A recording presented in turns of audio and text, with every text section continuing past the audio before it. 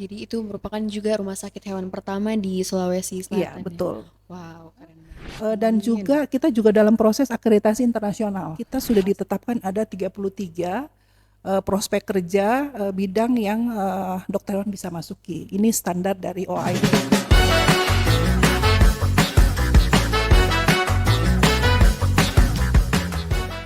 Assalamualaikum warahmatullahi wabarakatuh. Hai, selamat datang di channel Himakah HFK Unhas di podcast Unhas Veterinary Talks aka Vitalks. Jadi sebelumnya izinkan saya memperkenalkan diri. Saya Taskia selaku host dari podcast Unhas Veterinary Talks aka Vitalks. Jadi Vitalks sendiri ini dia nantinya akan membahas perihal kedokteran hewan khususnya di Universitas Hasanuddin dengan berbagai narasumber yang expert di bidangnya.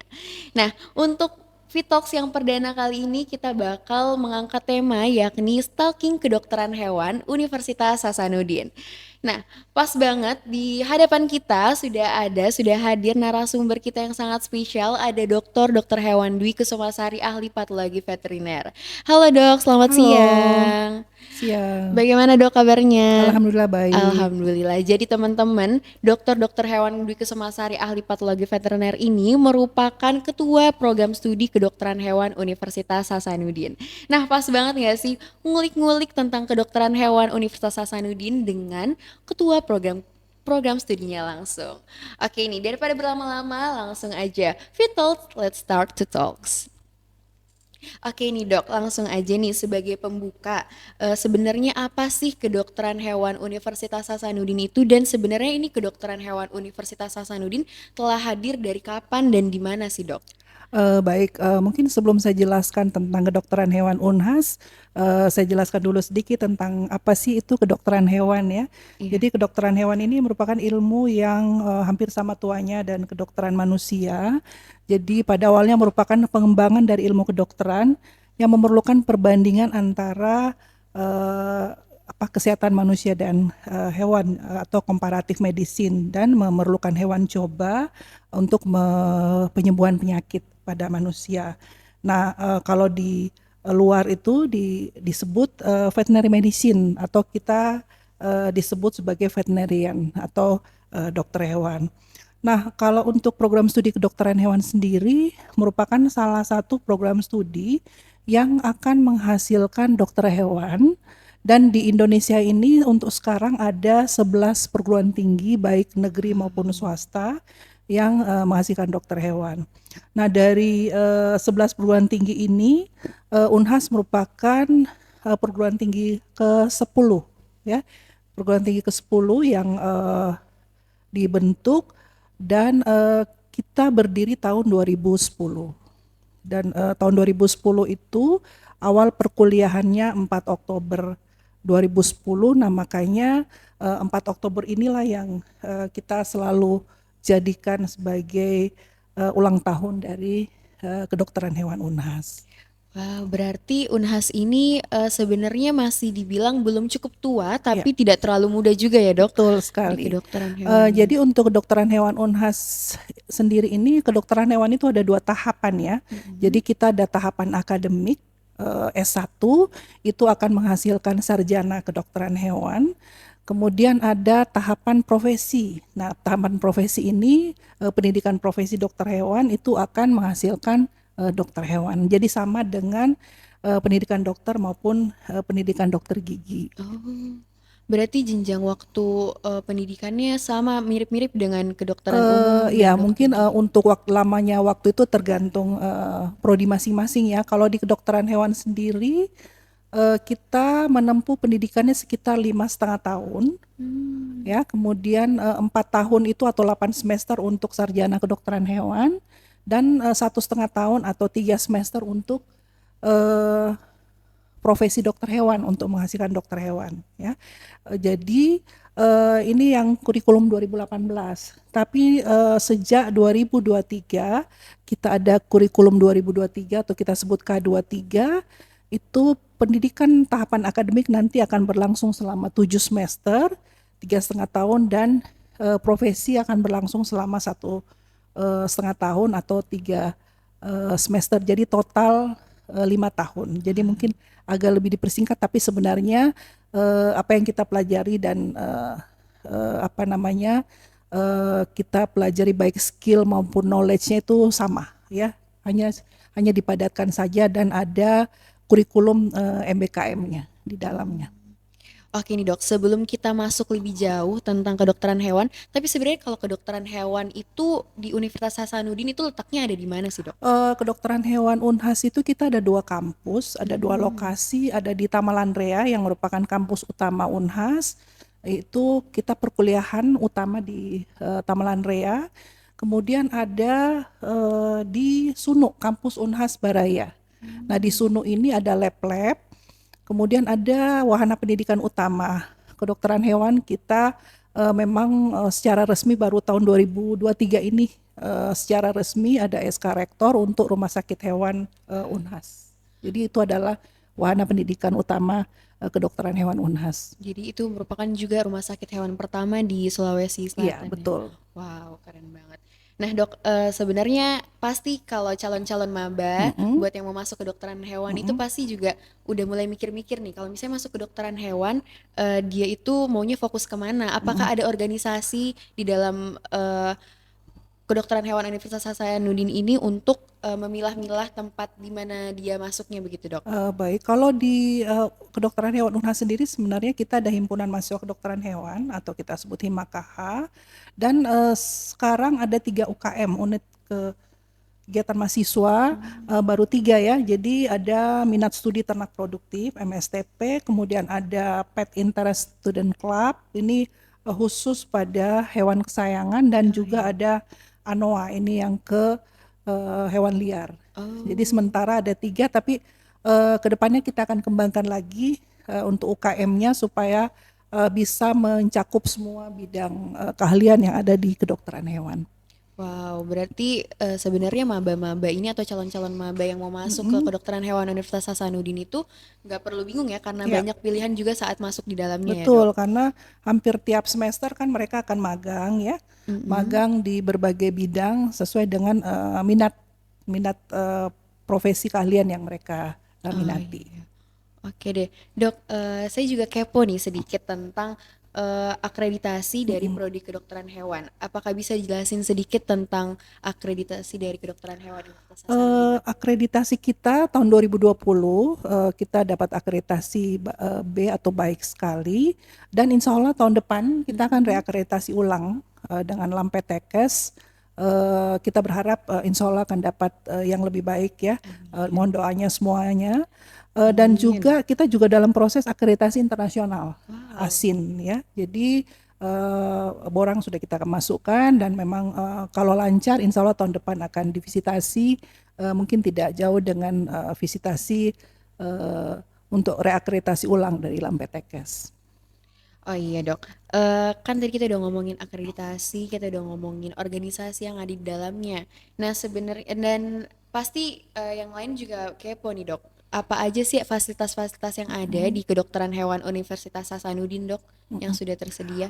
Untuk kedokteran hewan Unhas sendiri, saya sudah jelaskan tadi ya, kita ada wahana pendidikan utama yaitu Rumah Sakit Hewan Unhas, Mm-mm. kemudian lab-lab ini ada di Tamalan Rea maupun eh, di Sunu. Jadi yang utama itu ada lab terpadu, kemudian ada lab anatomi, kemudian repro, kemudian patologi, bedah interna ya.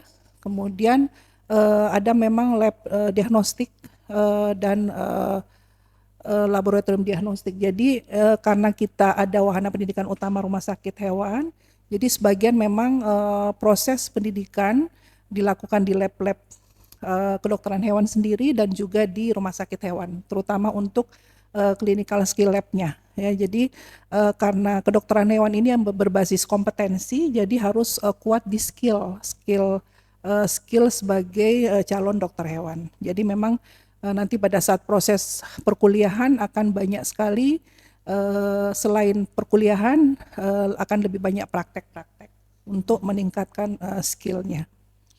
Wow, berarti apa mahasiswa kedokteran hewan Universitas Hasanuddin ini diharapkan memiliki skill yang baik saat sudah lulus menjadi dokter hewan ya dok? Ya, karena kedokteran hewan sendiri secara nasional ya kita mengacu pada World Health Animal Organization ya, WOA, kemudian atau kita sebut OIA, dan ada namanya Dewan Graduate Competencies. Jadi Dewan Graduate Competencies ini adalah kompetensi dasar yang harus dimiliki oleh dokter hewan begitu dia lulus menjadi dokter hewan. Begitu dia diambil sumpahnya menjadi dokter hewan, dia harus memiliki standar-standar kompetensi yang ditetapkan secara internasional, dan itu diadopsi oleh eh, Asosiasi Fakultas Kedokteran Hewan Indonesia dan juga Perhimpunan Dokter Hewan Indonesia. Wow, berarti ini Unhas ini sebenarnya diawasi dan memiliki standar memang Iya, untuk dalam betul. meluluskan dokter-dokter hewannya ya, Dok. Nah, ini nih pertanyaan yang paling ditunggu-tunggu banget ini, Dok. Sebenarnya apa aja sih prospek dari dokter hewan sendiri? Karena kan sebenarnya kalau orang awam ya, Dok, pasti mikir kayak dokter hewan emang ada kerjanya, emang dia cuman meriksa kucing, anjing atau apa sih, Dok? Pasti orang-orang pada kepo nih, prospek kerja dokter hewan itu apa aja sih, Dok?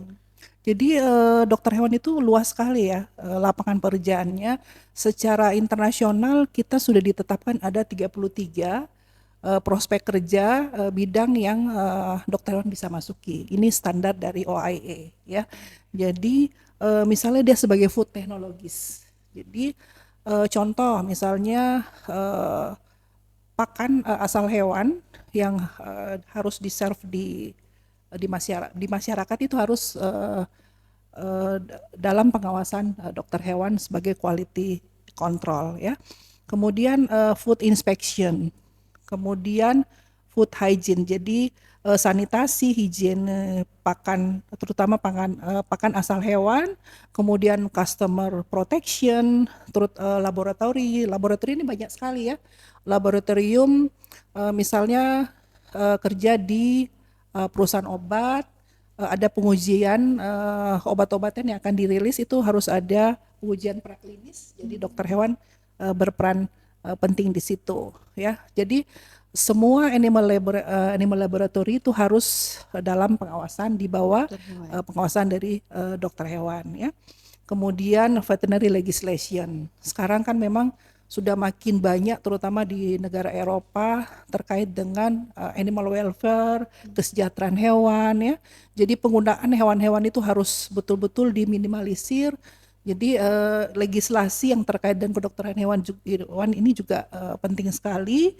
Kemudian juga reproduksi, medik reproduksi ya, artificial breeding, inseminasi buatan ya. Kemudian di kebun binatang. Di kebun binatang itu standar harus ada dokter hewannya ya.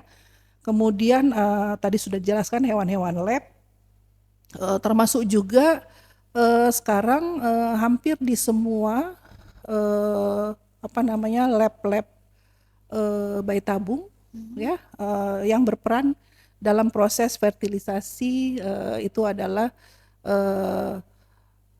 dokter hewan Wah, yang terkait dengan embriologisnya ya. Umumnya sebagai embriologis di lab bayi tabung adalah dokter hewan ya.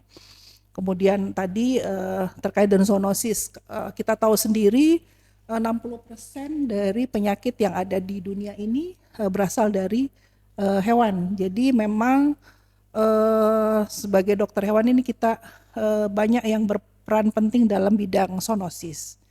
Termasuk tadi sebagai pet ya, pet dokter, dokter di bidang hewan kesayangan atau di ternak produktif misalnya sapi potong, sapi perah, unggas, ada layer, ada broiler dan seterusnya. Dokter hewan di satwa liar. Jadi mungkin kalau saya sebutkan satu-satu panjang sekali ya, karena 33 bidang ini itu akan ada bercabang-cabang cabang-cabangnya lagi ya. Kemudian di obat-obat hewan ya, praktisi tadi saya sudah jelaskan sebagai pet maupun di ternak produktif ya, disease control ya, karena terkait dengan penyakit yang ada di manusia ini kita sudah tahu 60% memang bersumber dari hewan. hewan. Epidemiologis juga Sebagai epidemiologis dia harus mengetahui bagaimana penyebaran penyakit dan lain-lainnya ya. Karantina hewan. Nah, sekarang karantina di Indonesia itu sudah badan sendiri ya, sudah tidak masuk dalam Kementerian Pertanian maupun Kementerian Kelautan dan Perikanan. Jadi ada badan sendiri di mana di karantina badan karantina Indonesia ini ada karantina hewan sendiri, ada karantina ikan dan karantina tumbuhan. Jadi banyak sekali bidang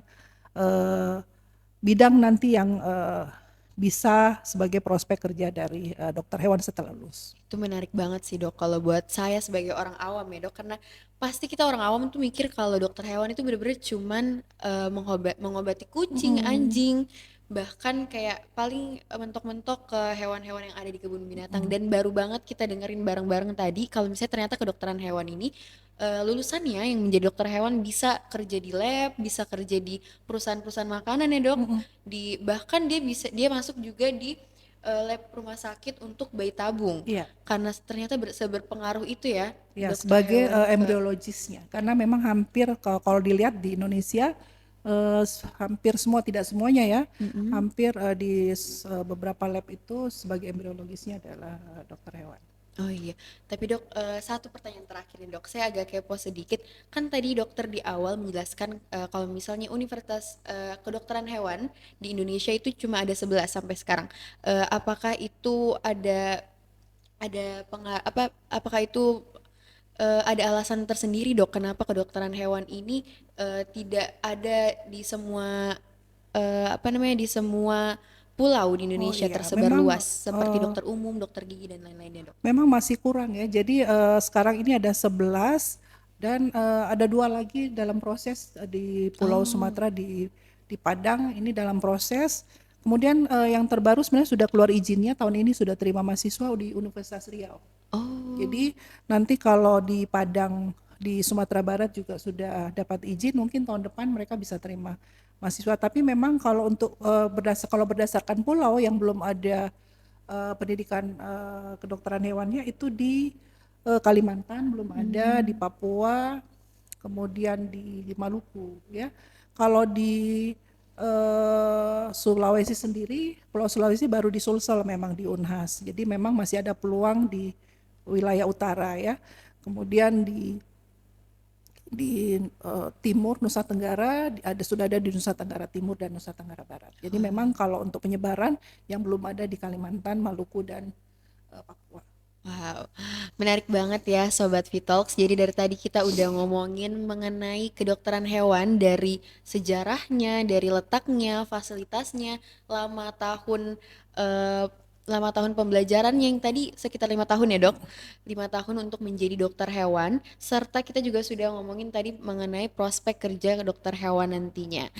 Eh, Kayaknya cukup sih dok. Terima kasih banyak atas waktunya, sudah mau berbincang-bincang di podcast Fit Talks kali ini. Jangan lupa selalu saksikan Unhas Veterinary Talks aka Fit Talks di berbagai platform Himakah FK Unhas, bisa diakses di YouTube, Spotify, Instagram dan lain-lainnya. So, saksikan terus Fit Talks. Let's start to talk.